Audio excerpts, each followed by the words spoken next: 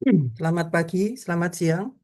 Assalamualaikum warahmatullahi wabarakatuh. Mahasiswa peserta mata kuliah kewirausahaan, saya sampaikan sebuah video yang akan mencakup perkuliahan 1, 2, dan 3 sebagai video A untuk mereka yang tidak sempat hadir di perkuliahan di kelas. Izin saya share screen.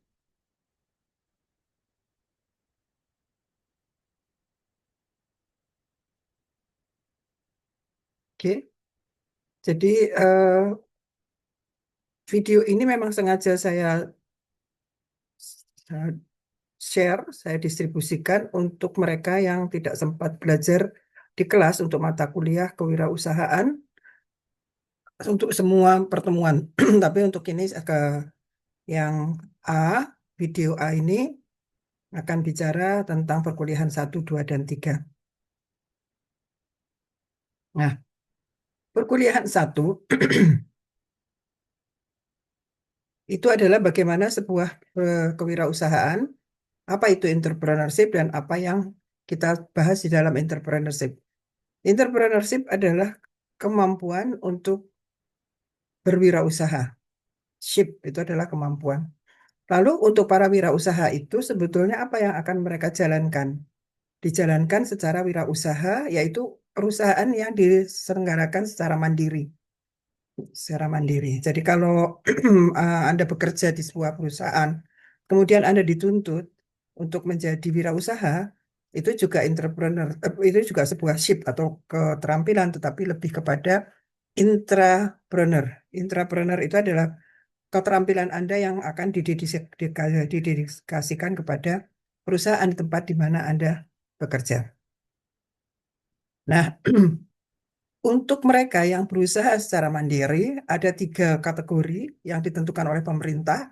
Undang-Undang Nomor 20 Tahun 2008, itu ada 3 macam, mikro, kecil, menengah. Nah, sedangkan yang besar itu biasanya tidak dimasukkan dalam UMKM. Mikro itu yang sangat kecil, asetnya kurang dari 50 juta, omsetnya kurang dari 300 juta. Ya. Kemudian yang kecil sedikit di atasnya, aset antara 50 sampai 500 juta, omsetnya 300 sampai 2,5 miliar. Tapi sekarang ini, sorry, banyak sekali industri-industri yang mungkin asetnya di bawah 50 juta. Dalam hal ini, perbankan yang akan memberikan pinjaman atau semacam itu, biasanya mereka masih punya toleransi terhadap besarnya aset dan omset dari sebuah industri, dari sebuah usaha. Di bawah 50 juta, oke, tetap mereka masukkan sebagai mikro. Tetapi antara 50 sampai 500 juta itu sampai kepada sudah dimasukkan ke yang kecil. Itu nanti kaitannya dengan eh, persyaratan-persyaratan permintaan kredit kepada bank. Yang menengah 500 juta sampai 10 miliar itu sudah agak di Indonesia ini yang seperti itu sudah hampir masuk ke besar. Nah, untuk itu, untuk mereka yang menjalankan terutama yang 50 juta ke bawah itu adalah seorang wirausaha yang menggeluti usahanya sehingga usahanya itu tumbuh. Jadi kalau misalnya dia hanya iseng-iseng aja, pergi ke notaris, bikin perusahaan, pinjem bank, kemudian ngemplang, itu bukan wirausaha. Itu adalah mereka yang memang sengaja narik uang bank. Nah, karena apa? Karena mereka yang bergerak di wirausaha, itu usahanya harus tumbuh. Karena apa? Oleh sebab itu mereka juga bersahabat dengan ketidakpastian karena kaitannya dengan jangka panjang. Jangka panjang ke depan itu istilahnya sustainability dalam waktu yang tidak sebentar. Dan usahanya itu adalah usaha yang real, memanfaatkan sumber daya alam, memanfaatkan tenaga kerja yang ada di sekitarnya, memanfaatkan eh, apa namanya tanaman dan sebagainya atau fauna atau flora, dan nanti akan mereka sustain dan kemudian berkembang, memberikan nilai tambah, ya nilai tambah atau namanya value added. Kemudian kewirausahaan itu punya karakter. Seperti apa karakternya? Tapi mereka karena punya karakter tertentu, maka mereka juga berhadapan dengan risiko. Ya, kewirausahaan itu punya konsep dan penerapannya di dalam bisnis. Ya, apa yang akan Anda kerjakan? Apakah yang akan Anda kembangkan? Apakah yang akan Anda berikan value added-nya? Ya, itu mencakup dengan keterampilan, kreativitas, serta inovasi untuk mengembangkannya. Nah, kewirausahaan itu bisa berupa pengembangan produk dan jasa atau the new one, ya, sesuatu hal yang baru. Bisa juga usahanya baru, bisa juga produknya baru, bisa juga caranya yang baru. Salah satu contohnya misalnya gini, orang per- setiap weekend, setiap weekend orang tuh pergi ke bengkel dan bengkel itu pasti penuh antri. Karena apa? Banyak orang bekerja yang baru sempat ke bengkel di hari weekend. Untuk orang yang punya wirausaha, maka dia mengembangkan yang disebut eh, bengkel panggilan. Biasanya cuci mobil. Nah, cuci mobil. Memang untuk cuci mobil ini juga beberapa persyaratan harus dipenuhi oleh mereka yang menggunakan jasanya. Misalnya laju laju alir air itu agak cukup besar, tidak bisa kecil. Dibandingkan dengan kalau dia pergi ke bengkel, kan dia pakai pompa. Nah, si wirausaha menggunakan memasuk ke dunia cuci mobil yang bisa dipanggil ke rumah pakai pompa juga, tapi kan tergantung dari debit yang disediakan oleh yang memanggil. Nah, itu suatu pengembangan metode. Produknya nggak baru, produknya cuci mobil, tapi metode yang dia lakukan bukan orang datang ke bengkel yang kemudian jadi antre, tapi metodenya adalah mendatangi rumah-rumah yang membutuhkan eh, jasanya. Ya. Nah, kemudian ada kondisi-kondisi di mana ada pembentukan usaha baru. Tapi itu tidak selalu harus. Ya. Nah, setelah itu akan kita coba ada yang namanya trial run. Ya, jadi kalau ada orang masuk kerja itu probation period. Tapi ini ada yang namanya trial run. Ya, ada rencana investasinya itu balik apa enggak. Biasanya seorang wirausaha karena dia berhadapan dengan ketidakpastian dan punya calculated risk yang cukup baik, biasanya dia kalau udah ngelihat, aduh ini usaha saya nggak berkembang nih. Oke, kalau gitu saya akan coba satu yang baru. Mungkin produknya nggak baru, mungkin caranya yang baru, ya. Mungkin pendekatan kepada konsumennya yang baru. Nah, yang terakhir itu ada entrepreneur seperti yang tadi katakan. Entrepreneur adalah mereka yang punya entrepreneurship tapi kemudian didedikasikan di perusahaan tempat dia bekerja. Nah, karakteristik usaha mikro kecil ini yang akan kita bahas sampai akhir dari mata kuliah ini. Nah, biasanya karakteristik usaha kecil itu saya ambil negatifnya dulu. Sangat informal. Orang jarang yang mau apa, melegalkan usaha kecil. Berbagai pengalaman yang pernah saya lihat dari teman-teman yang menyelenggarakan, legal itu penting. Karena akan dengan legal Anda akan lebih mudah untuk cari pinjaman, Anda akan lebih mudah untuk bekerja sama dengan perusahaan-perusahaan yang besar, menjadi mitra perusahaan yang besar. Jadi lakukanlah legalnya.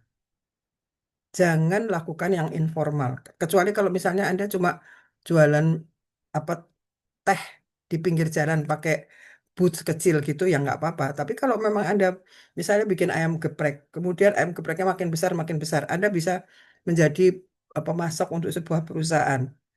Kalau Anda sudah mulai bermitra dengan perusahaan besar, maka Anda membutuhkan surat-surat NPWP paling sedikit ya. Ada NPWP-nya, ada surat izin eh, apa namanya menyelenggarakan usaha, ada PIR, industri rumah tangga. Nah, itu jadi semuanya harus disiapkan. Ya, jadi dari awal itu Anda sudah berusaha untuk mempersiapkan itu semua. Nah, negatifnya juga skala ekonominya rendah.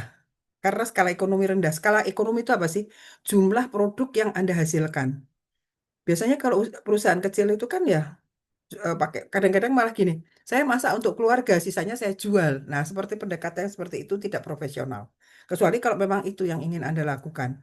Tapi kalau Anda ingin bekerja sesuatu yang menjadi besar, memberikan value added, kemudian berkembang, sustainability-nya tinggi, maka Anda tidak boleh berorientasi seperti itu. Karenanya biasanya kalau skala ekonomi rendah itu nggak punya standar atau tidak punya SOP. Ya gimana aja nanti. Kadang-kadang yang belanja dia, yang masak dia, yang jualan dia gitu. Nah yang seperti ini biasanya sustainability-nya rendah. Paling tidak Anda punya satu pegawai. Jadi tidak ada yang namanya apa ya apa namanya stop produksi hanya karena Anda sakit misalnya, atau Anda harus pergi ke punya keperluan, ada tetangga yang meninggal atau gimana, kemudian stop produksi, oh nggak jualan karena saya lagi ada kerjaan, nggak bisa. Sebuah perusahaan yang profesional punya SOP. Ada orang yang bisa mengerjakan selain Anda sendiri. Ya, dan biasanya kalau yang kecil-kecil itu belum menerapkan prinsip manajemen. Kalau Anda ingin maju, kalau Anda ingin sustain, maka prinsip manajemen tetap harus dilakukan. Manajemen itu planning, organizing, executing, dan controlling. Paling tidak Anda punya perencanaan. Hari ini saya mau masak berapa? Hari ini saya mau jualan berapa? Yang mau ngerjain siapa? Bagaimana Anda mendrive orang yang akan membantu Anda? Ya, nah, biasanya yang kayak gitu itu ya yang sudah mulai bisa membagi tugas, punya SOP itu sustainability-nya akan lebih gampang. Kalau usaha kecil yang tidak pakai SOP, maka biasanya dia sulit untuk tumbuh menjadi besar, sulit untuk sustain, sehingga pengembangannya terbatas. Memang kelebihannya adalah fleksibel, mandiri, efisien, biasanya dibiayai oleh biaya sendiri, tidak usah pinjam-pinjam bank. Tapi itulah sekali lagi value added yang sustain, itulah yang jadi sasarannya sebuah industri kecil. Nah, biasanya seorang wirausaha itu harus punya inisiatif untuk mengelola berbagai sumber daya dan terampil dalam manajemen dan berani menanggung risiko. Kemudian kewirausahaan sendiri itu dinamis dan berkelanjutan dalam sebuah proses kehidupan. Perusahaan dimulai dari tahap inkubasi, kemudian tumbuh, kemudian expand. Pengembangan gagasan yang berkelanjutan, peningkatan efektivitas dan efisiensi, itu semua yang harus dikembangkan demi sustainability dari sebuah industri, dari sebuah usaha. Ya, kemudian ada peluang-peluang baru Anda identifikasi. Tadinya cuma jualan ayam. Oh ya, kalau gitu sekarang saya eh, bikin di warung, mau nyewa nyewa apa? Nyewa kios ya. Habis nyewa kios, kemudian Anda jualan minuman juga, gak bisa bikin sendiri, kerjasama dengan orang yang bisa jual minuman. Juga minuman sendiri, Anda juga bisa kerjasama dengan mereka yang eh, bisa menyediakan misalnya cemilan atau seperti itu. Jadi ada yang nyewa nyewa eh, itunya kiosnya, tapi kemudian ada yang siapkan main course-nya, kemudian Anda bisa bekerja sama dengan orang lain. Itulah yang namanya identifikasi peluang, bisa bisa mengorganisir dan mewujudkan usaha-usaha bersama dengan orang lain. Ya, oke. Dan di dalam sebuah kewirausahaan itu identifikasi peluang, peluang yang menghasilkan keunggulan kompetitif. Jadi Anda kalau kerja sama-sama orang itu akan makin maju. Kata kuncinya cuma satu, value added yang sustain. Nilai manfaat yang dihasilkan lebih tinggi, kemudian kemudian apa? Imbalan finansialnya bisa juga lebih besar. Nah, makanya Anda harus mengatakan apa? Getting things done. Lakukanlah yang memang bisa dilakukan. Lalu disusun perangkat organisasinya bagaimana? Karena konsep utama dari sebuah kegiatan itu adalah input, proses, output. Inputnya apa? Anda lakukan penetapan getting things done-nya tadi. Prosesnya bagaimana? Kemudian sebetulnya apa yang ingin Anda hasilkan? Pada umumnya orang selalu bicara tentang input, tidak. Untuk satu kegiatan dekatinlah dari sisi outputnya. Ya, outputnya apa? Naluri Anda di sini saya bisa bicara apa? Sekarang misalnya seperti ini aja deh gampang. Eh, Kopi, janji jiwa. Janji jiwa awal mulanya mereka buka di mana? Bukanya di counter. Pendekatannya apa? Saya mau bikin kafe. Tapi ternyata banyak orang yang suka kopi tapi jauh dari kafe. Makanya dia bikin yang pakai eh, gerobak itu. Ya, jadi mereka membuat semacam armada kemudian disebar mendekati konsumen. Itu adalah sebuah inovasi, memberikan nilai tambah bahwa nanti ada gerobak yang tidak laku, ya nggak apa-apa, tinggal ditarik, lari ke tempat ke area lain. Itu yang namanya naluri kewirausahaan. Ada orang yang suka kopi tapi tidak, dia enggan datang. Kalau nggak datang ke kafe, kafenya penuh. Padahal saya juga kepengen minum kopi. Pengennya minum kopi doang apa nongkrong di kafe? Kalau pengennya minum kopi doang, nih ada yang bisa disajikan di rumah. Demikian biasanya ada seorang seorang wirausaha itu biasanya eh, dari mulai punya job, employee, kemudian self-employed, nyambi, punya usaha sendiri, terus menjadi business owner, punya sendiri. Kalau Anda baca dari beberapa wirausaha yang sudah sukses sekarang, tadinya mereka karyawan, tapi kemudian melihat, oh iya ya, ternyata ada peluang-peluang yang tidak diambil oleh tempat dia bekerja. Kemudian dia keluar dari perusahaan itu, kemudian dia menjadi business owner. Nah, kalau sudah jadi business ownernya gede, duitnya banyak, dia bisa jadi investor. Memang investornya yang harus hati-hati. Saya di mata kuliah ini tidak membahas bagaimana Anda menjadi investor, tetapi adalah yang pertama self-employed, kemudian menjadi business owner yang sederhana, kemudian berkembang eh, value added yang sustain. Entrepreneurship itu bisa seperti itu tadi, karyawan, entrepreneur, social entrepreneur atau eco entrepreneur itu jenisnya aja. Anda bisa pilih yang mana yang mau Anda geluti. Nah, ini ada cerita tentang Amanda Cole. Amanda Cole yang kemudian mendrive sayur box. Nah, kalau di kelas pagi saya akan memberikan tugas kepada mahasiswa mengenai apa yang ada eh, di bisnis. Kita bedah mengenai beberapa orang yang menjalankan wirausaha. Itu kebetulan ada Sinta Nur Fauzia, ada Amanda Kole, ada James Pranotos, dan sebagainya. Itu punya tujuan, bagaimana dia punya tujuan, berinisiatif, terampil dalam manajemen, berani menanggung risiko, inovatif kreatif, kemudian tindakannya getting things done, menghasilkan keunggulan kompetitif, tahan banting, tidak pernah menyerah, mengelola berbagai sumber daya, bergerak secara efektif dan efisien, percaya diri, dan selalu mampu untuk melihat peluang. Ini kemudian dianalisa dari berbagai eh, naskah yang sempat saya download dari eh, majalah SWA. Nah, yang ketiga, masih seperti yang tadi, kita masuk ke terampilan inovasi kreativitas. Jadi sebetulnya menanggung risiko, sorry, ini saya masuk ke yang kedua, karakteristik kemudian ke risikonya. Yang ini adalah karakteristik. Ini adalah karakteristik wirausaha.